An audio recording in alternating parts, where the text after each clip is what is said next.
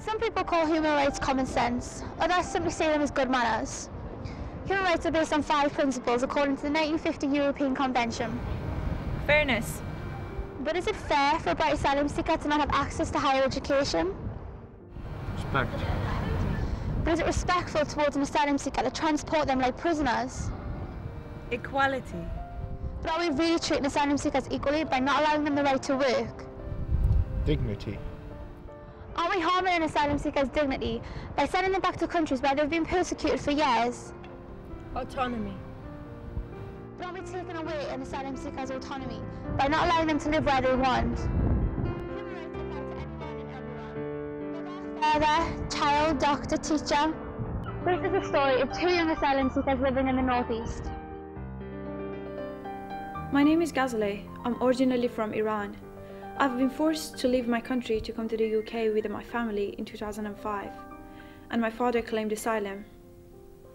I forced the most tragic part of my life when my father passed away on the 6th month of our arrival, and our case was refused.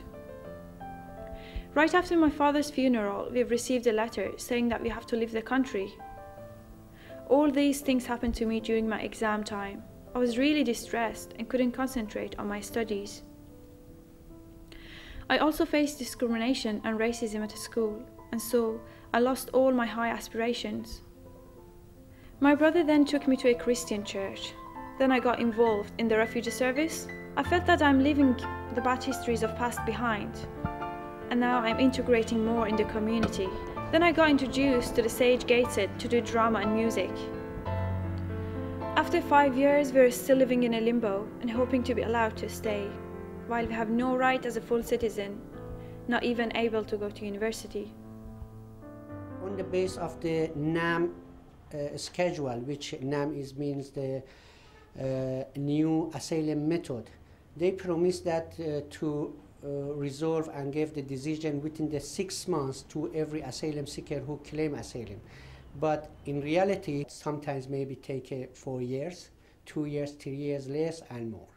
My name is Zainab. I'm originally from Lebanon, but I was born and raised up in Sierra Leone. Together with my mom, 3 sisters and a brother, we left Sierra Leone and came to the UK to claim asylum in 2004. Our case was based on humanitarian grounds. At the airport, my mom was taken to an interview room, while me, my sisters and a brother were put in a waiting room where we spent hours and hours just sitting in there doing nothing. We couldn't leave the room. It was so boring. I felt like I was in prison. While all of this was going on, deeply I was still worried about our asylum case because we still didn't get an answer. So 3 years after we've settled down in Newcastle, we're told to leave the country. We're told we can't do any more appeals. Then there was an immediate panic at home. We didn't know what to do. We couldn't think of what we were gonna face if we go back to our country, either Sierra Leone or Lebanon. But luckily we came up with new evidence, so we could do another appeal and stay longer in the country. After we had overcome this issue, my elder sister had to suffer more. She tried to apply to university, but she had to pay 3 times the fees of a home student, and so we could not afford it, so she couldn't go to uni. However, 3 weeks ago, we got granted an indefinite leave to remain in the UK. We're all very happy, and we could not believe it at first.